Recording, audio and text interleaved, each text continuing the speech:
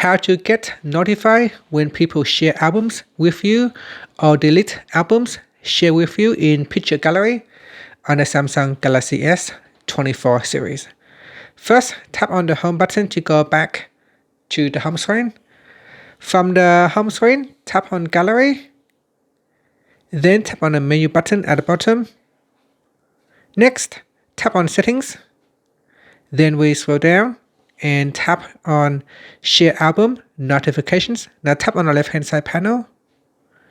At the top here, make sure you tap on the toggle button to switch it on. Then go down and make sure share albums is turned on. Once this is turned on, you can get notified when people share albums with you or delete albums shared with you.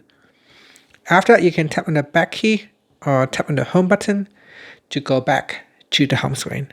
Thank you for watching this video. Please like and subscribe to my channel for more videos.